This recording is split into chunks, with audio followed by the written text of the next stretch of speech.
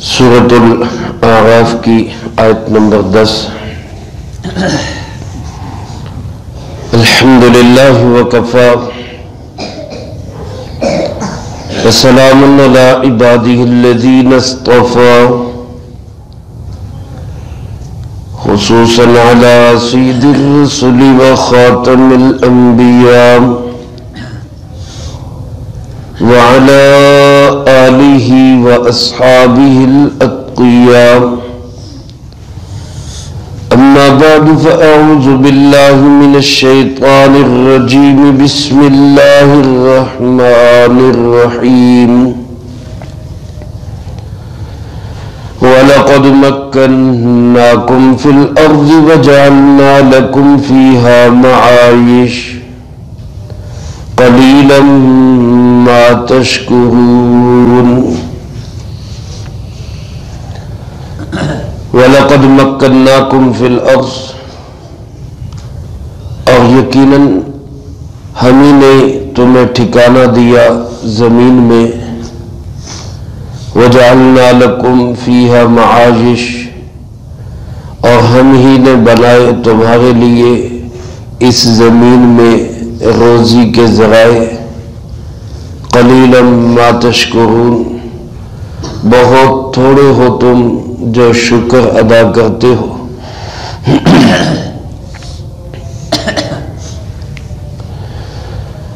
اس آیت مبارکہ میں اللہ رب العالمین نے انسانوں کے لیے ایک بیش بہا نعمت کا ذکر کیا ہے جس طرح قرآن کریم میں تذکیر بایام اللہ ہے یعنی اللہ پاک اپنے دنوں کو یاد دلاتے ہیں وہ دن جن دنوں میں قوموں پہ عذاب آئے نافرمانی پہ قومیں پکڑی گئی اسی طرح اللہ تعالی تذکیر بھی آلاء اللہ یہ بھی قرآن کریم کا ایک مستقل موضوع ہے اللہ کی نعمتوں کی یاد دہانی سورۃ الرحمن میں بار بار اس بات کو دہرایا گیا فَبِأَيِّ آلَاءِ رَبِّكُمَا تُكَذِّبَانِ تم اپنے رب کی کون کون سی نعمتوں کو جھٹلاؤ گے کس کس نعمت کا انکار کرو گے اتنی نعمتیں اللہ نے تم پر بہائی تو انہی نعمتوں میں سے ایک نعمت اس زمین پر انسان کا ٹھکانہ بنانا وَلَقَدْ مَكَّنَّاكُمْ فِي الْأَرْضِ ہم نے تمہیں اس زمین پر ٹھکانہ دیا یہ زمین اللہ نے ایسی بنا دی یہاں انسان کی سانس لینے سے لے کر عیش و عشرت تک ساری ضرورتیں اللہ پاک نے اس زمین میں رکھ دی ضروری چیزیں بھی حتیٰ کہ تفریح کی چیزیں بھی حتیٰ کہ عیش و عشرت کی چیزیں بھی حضرت مفتی محمد شفیع صاحب رحمۃ اللہ علیہ لکھتے ہیں کہ گویا اللہ پاک نے اس زمین کو ایک گودام بنا دیا جس گودام کے اندر انسان کی ضرورت کی چیزیں بھی ہے بہت اہم ضروری چیزیں بھی ہیں معمولی ضرورت کی چیزیں بھی ہیں خواہشات اور تفریح کی چیزیں بھی ہیں عیش و عشرت کا بھی پورا نظام اللہ تعالیٰ نے اس گودام میں رکھ دیا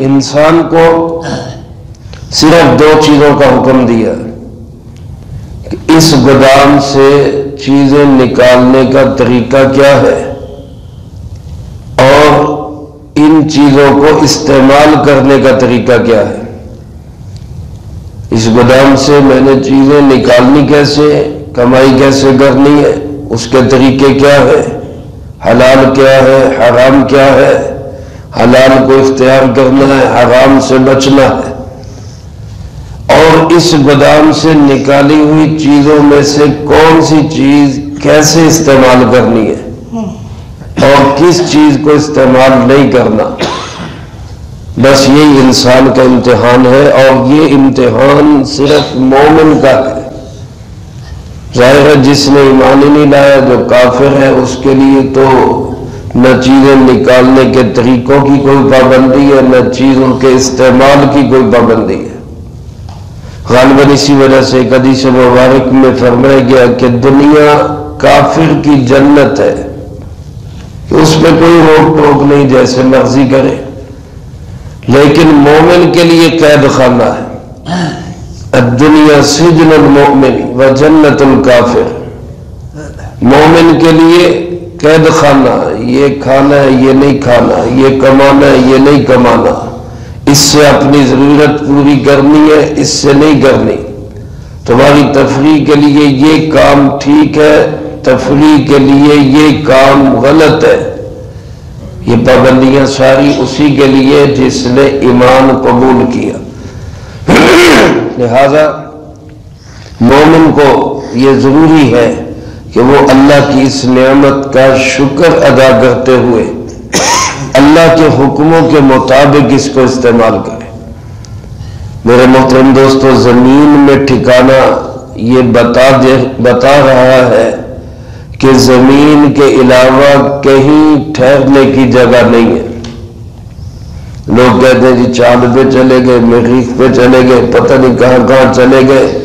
یہ ساری کھود کرید بالفرض سچ ہے بھی تو بیکار اور بے فائدہ ہے، بے مقصد ہے، کوئی مقصد نہیں اس کا۔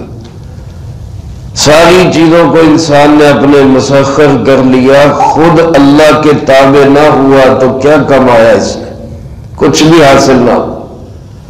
اور اگر خود اللہ کے تابع ہو گیا تو پھر اس کو چیزوں کو مسخر کرنے کی ضرورت نہیں پڑے گی، اللہ پوری کائنات کو اس کے لیے مسخر کر دے گا۔ یہ خود انسان تو اللہ کا بندہ بن کے جیے۔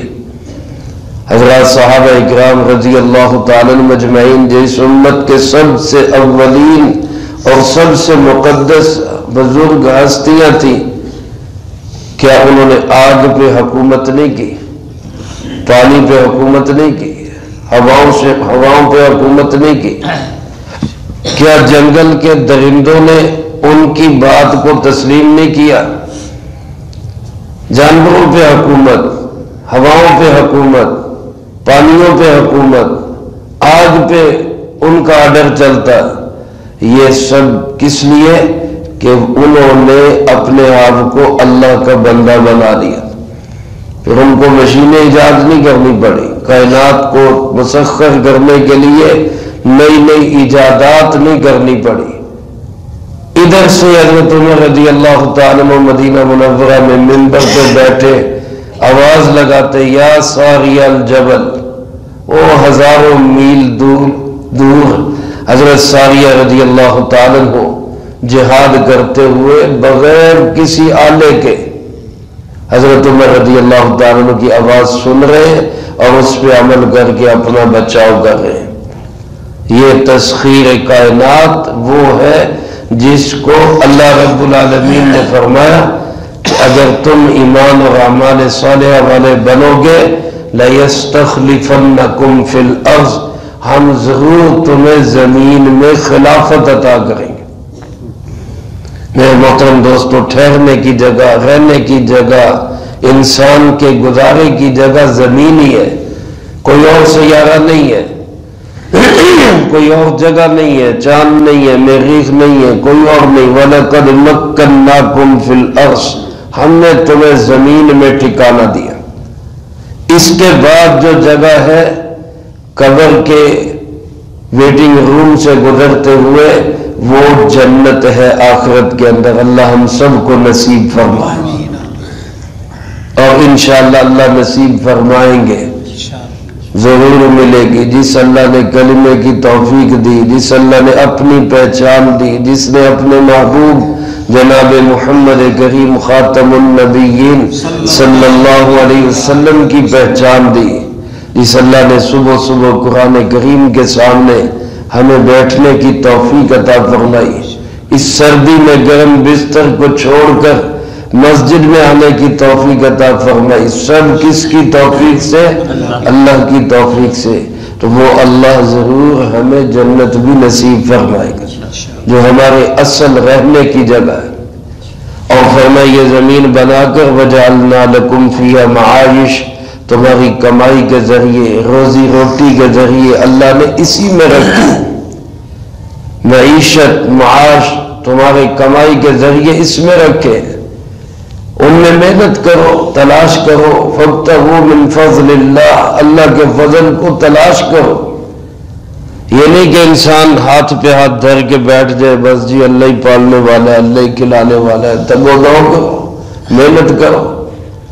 وَأَلَّيْسَ لِلْإِنسَانِ إِلَّا مَا سَعَى، جو بندہ جو محنت کرتا ہے اللہ اس کی محنت کا پھل ضائع نہیں ہونے دیتے. البتہ اتنا حکم دیا اللہ کے محبوب علیہ السلام نے، فَاتَّقُوا اللَّهَ وَأَجْمِلُوا فِي الطَّلَبِ، اللہ سے ڈرو اور روزی کی تلاش میں اختصار اختیار کرو، مختصر سا کام.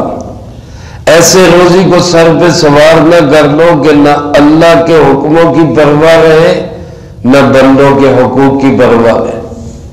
آج بعض لوگ کمائی کے چکروں میں ایسا پھنستے ہیں اولاد کے لیے بھی ٹائم نہیں ہوتا، اولاد کے لیے بھی ٹائم نہیں ان کے پاس. اللہ پاک نے، اللہ کے محبوب علیہ السلام نے اس کا حکم نہیں دیا کہ روزی کو اپنے سر پہ اس طرح سوار کر لو. مختصر سے کام کرو، رزق دینے والا تو کون؟ اللہ رب العالمین. لیکن فرمایا ان نعمتوں کے بعد زمین میں تمہاری تفریح، تمہاری عیش کا نظام بھی اللہ نے رکھا، تمہیں احکامات دیے.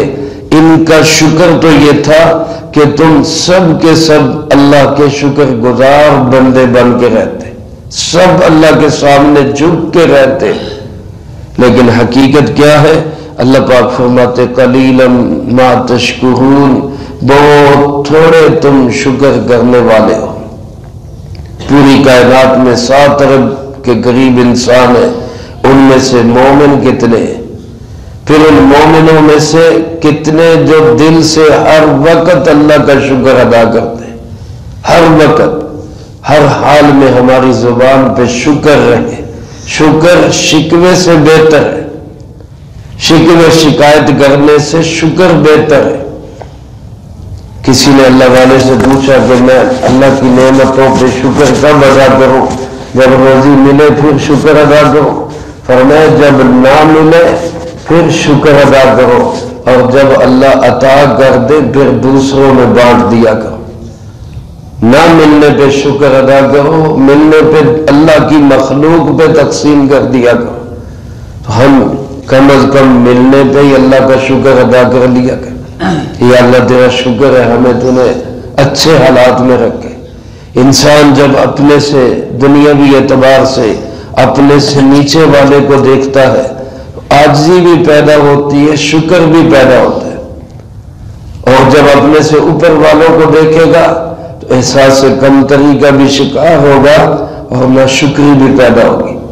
ہمیں آپ رزق حلال کی تلاش میں مختصر سا کام بھی کریں، محنت بھی کریں، لگن کے ساتھ، دیانتداری کے ساتھ کام بھی کریں. اللہ سے اپنی رزق حلال کی اللہ پاک سے مانگے، کشادگی بھی مانگے، اور اس کے ساتھ ساتھ اللہ کی بیش بہا نعمتوں پر ہر وقت شکر ادا کیا. اللہ ہم سب کو شکر کرنے والوں بندوں میں اللہ ہمیں شامل فرما دے. اللہ پاک سے دعا ہے اللہ مجھے آپ کو سب کو قرآن و سنت کی صحیح سمجھ نصیب فرمائے، اس پہ عمل کر کے دوسروں تک پہنچانے کی توفیق عطا فرمائے. اللہم لک الحمد کما ینبغی لجلال وجہک وعظیم سلطانک. اللہم لا احصی ثناء علیک انت کما اثنیت علی نفسک. اللہم لک الحمد کما انت اہل، صلی علی محمد کما انت اہل، وافعل بنا ما انت اہل، فإنك أهل التقوى وأهل المغفرة. اللهم وفقنا لما تحب وترضى من القول والعمل والفعل والهدي والنية، إنك على كل شيء قدير. اللهم ربنا آتنا في الدنيا حسنة وفي الآخرة حسنة وقنا عذاب النار. اللهم ربنا تقبل منا إنك أنت السميع العليم وتب علينا